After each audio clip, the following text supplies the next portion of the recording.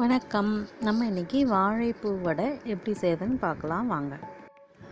First நம்ம கடலப்பருப்பு ஊற வச்சுக்கலாம். நான் வந்து இன்றைக்கி 2.5 டம்ளர் கடலப்பருப்பு போட்டிருக்கேன். அதாவது 1/2 கிலோ பருப்பு அளவுக்கு போட்டிருக்கேன். இது நல்லா கழுவிட்டு நல்லா முங்குற அளவுக்கு தண்ணி வச்சு ஒரு 3/4 மணி நேரம், மினிமம் 3/4 மணி நேரம் ஊறணும்.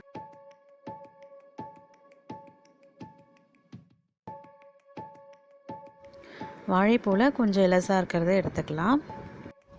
இப்போ 1.5 ஸ்பூன் சோம்பு, ஒரு புடி பூண்டு, தலைப்பகுதி வால் பகுதி வெட்டிட்டு பூண்டு எடுத்திருக்கேன், தோல் ரொம்ப உரிக்காமல். அப்புறம் ஒரு துண்டு இஞ்சியை வந்து நம்ம பொடியை நறுக்கி போட்டுக்கலாம். பூண்டு வந்து இந்த தோலோடு நம்ம அரைக்கும் போது அதோட வாசனை ரொம்ப நல்லாயிருக்கும். நல்லா கழுவிட்டு சேர்த்துட்டு ஒரு ஓட்டு ஓட்டிட்டு நல்லா பருப்பு போட்டு மசால் வடை பதத்துக்கு நம்ம அரைச்சிக்க போகிறோம். நல்லா கொஞ்சம் கொரன்னு அரைச்சிக்கணும்.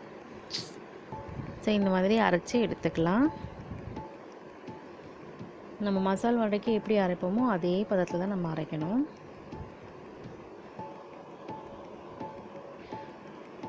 அப்புறம் இது கூட தேவையான அளவு உப்பு சேர்த்துக்கலாம். தேவையான அளவு உப்பு சேர்த்த பிறகு இதில் வந்து காரத்துக்கு ஏற்ற மாதிரி பச்சை மிளகா, இல்லை பசங்களுக்கு பச்சை மிளகா வேண்டாம்னு நினைக்கிறவங்க காஞ்ச மிளகா பருப்போடு சேர்த்து கூட அரைச்சிக்கலாம். அப்புறம் பொடியாக நறுக்கின வெங்காயம், அப்புறம் பொடியாக நறுக்கின வாழைப்பூ, ஒரு 1.5 டம்ளர் அளவுக்கு வாழைப்பூ கட் பண்ணி எடுத்திருக்கேன். ஸோ வாழைப்பூ போட்டு அதுக்கப்புறம் கருவேப்பிலை போட்டு நம்ம பிசைஞ்சு வச்சு வடை போட வேண்டியது தான்.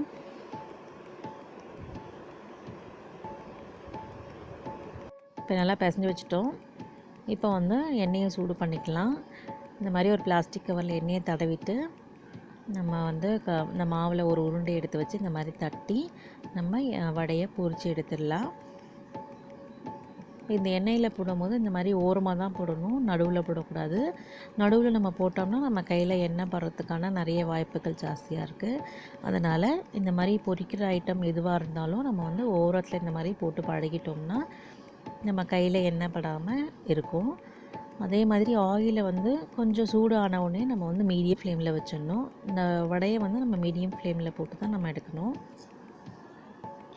பிளாஸ்டிக் கவரில் தட்டணும்ல, வாழை இலை இருந்தால் கூட வாழை இலையில் நம்ம எண்ணெய் தடவிட்டு இந்த மாதிரி தட்டி போட்டு பொரித்து எடுக்கலாம். கொஞ்சம் ப்ரௌன் ஆனவுடனே நம்ம திருப்பி போட்டு ஒரு 2-3 தடவை திருப்பி போட்டோம்னா ஒரு 2-3 நிமிஷத்தில் இந்த வடை வெந்துடும். நீங்கள் ஹை ஃப்ளேமில் வச்சு சுட்டிங்கன்னா மேலே இருக்க வடையெல்லாம் வந்து மேலே இருக்கிறதெல்லாம் கருகிடும், உள்ளே வந்து வேகாது, அப்படியே இருக்கும். அதனால் கொஞ்சம் மீடியம் ஃப்ளேமில் வச்சோம்னா அது வேகிறதுக்கு கொஞ்சம் டைம் கொடுக்கணும். அப்போ மேலேயும் வெந்திருக்கும், நல்லா உள்ளேயும் வெந்திருக்கும். நம்ம வாழைப்பூ வந்து பசங்களுக்கு கூட்டு பொரியல் அந்த மாதிரி ஏதாவது பண்ணி கொடுத்தோம்னா அடம் பண்ணுவாங்க சாப்பிட்றதுக்கு. இந்த மாதிரி வடை செஞ்சு கொடுத்துட்டோம்னா அவங்களுக்கு பிடிச்சி ரொம்ப நல்லா சாப்பிட்ருவாங்க.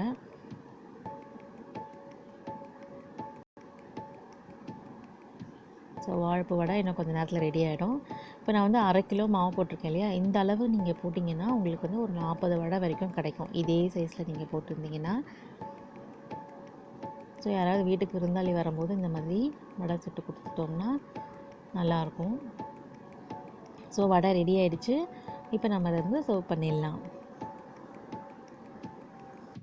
சுவையான வாழைப்பூ வடை ரெடி ஆகிடுச்சு. நீங்கள் செஞ்சு பார்த்து எப்படி இருக்குன்னு சொல்லுங்கள்.